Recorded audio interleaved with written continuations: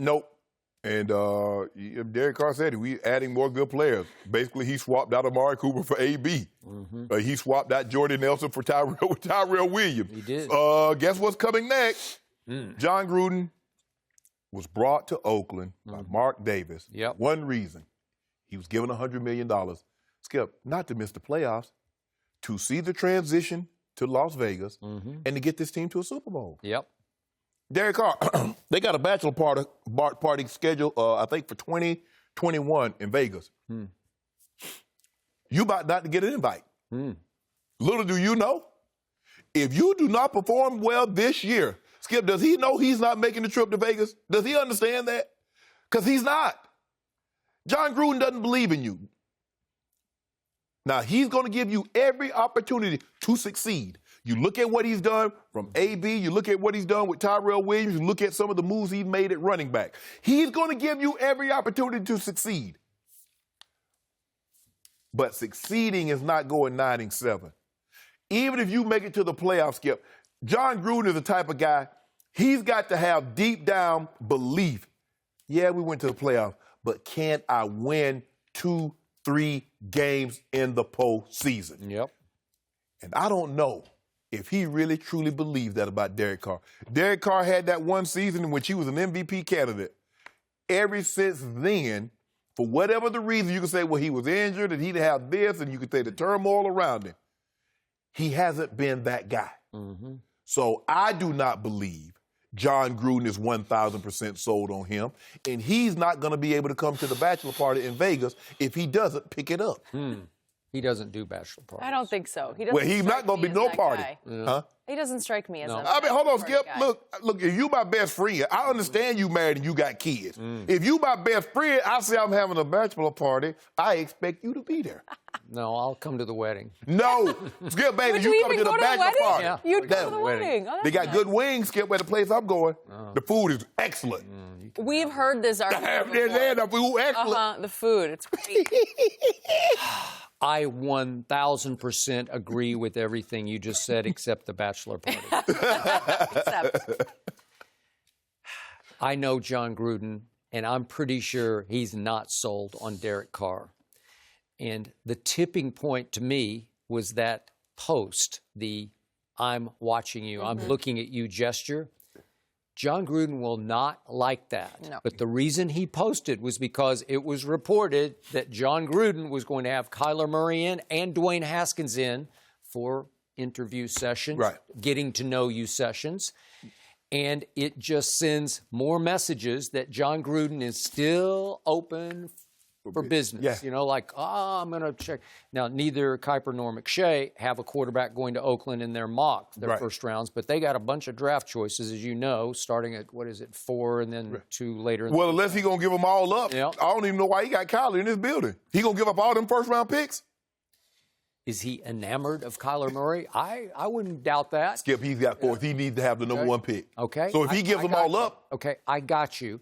But I think he's got a wandering eye. Oh, yeah. He's looking at quarterbacks. And I know Jon Gruden well enough to know he is hard on quarterbacks. That's a good point. And he goes way up and way down quickly on quarterbacks, and it sort of stems from his background. Remember, he was the backup quarterback for the Dayton Flyers for 3 years. Yeah.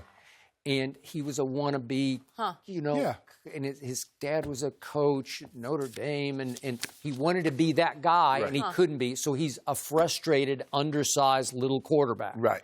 And he takes it out sometimes on his quarterbacks. But he went and got Rich Gannon his second year, the first time around in Oakland. And Rich Gannon, I got to know a little bit, is a tough guy. Yeah. He's a take-no-nonsense guy from Jon Gruden. So he'd go right back at Jon Gruden on the practice field and in the meeting room, and he could stand up and live up to it.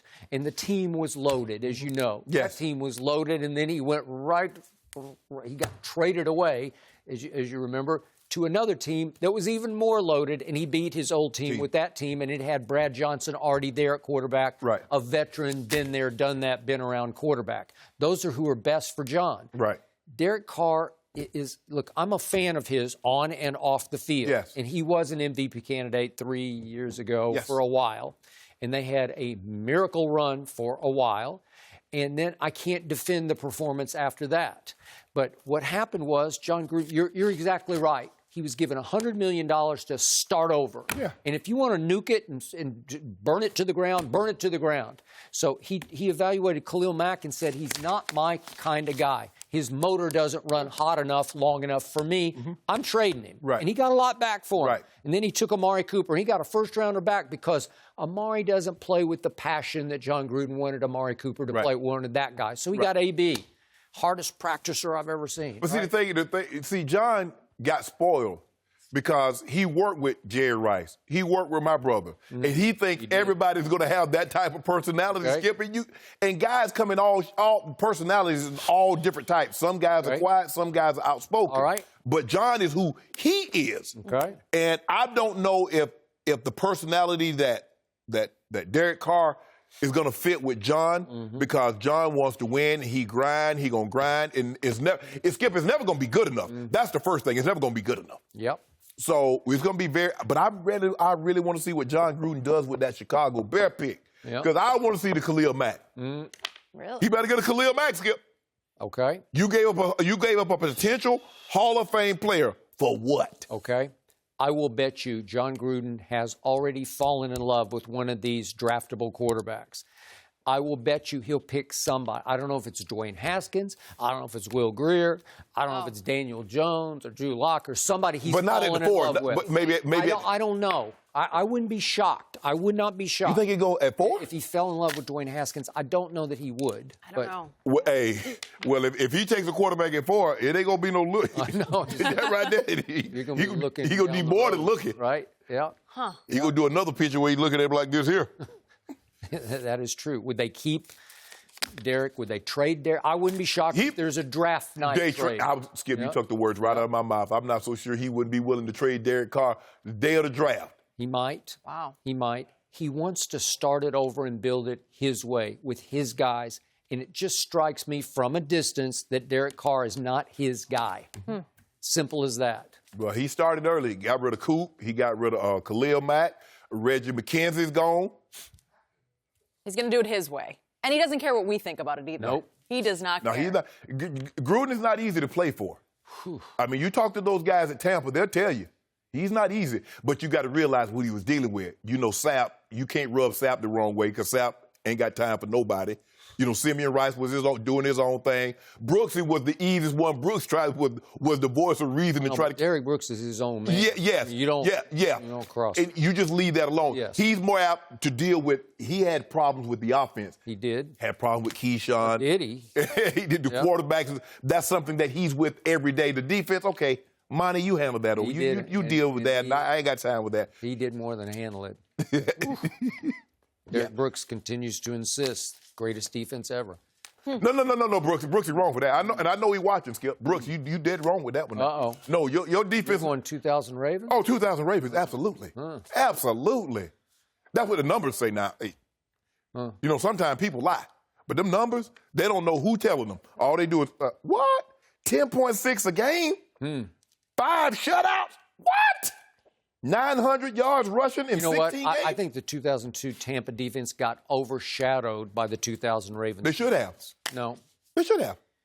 I think they're actually more talented. I think they had more firepower to them. This was like Ray and Woody. I mean, when you look at it, Skip, you know what? They got a bunch of Hall of Fame. I mean, Rod's in the Hall, Ray's in the Hall. Okay, you guys, they got Brooks, they got Sapp. They're probably going to have Lynch and maybe Rondé. Rondé's in the Hall. But Skip, as a unit, boy,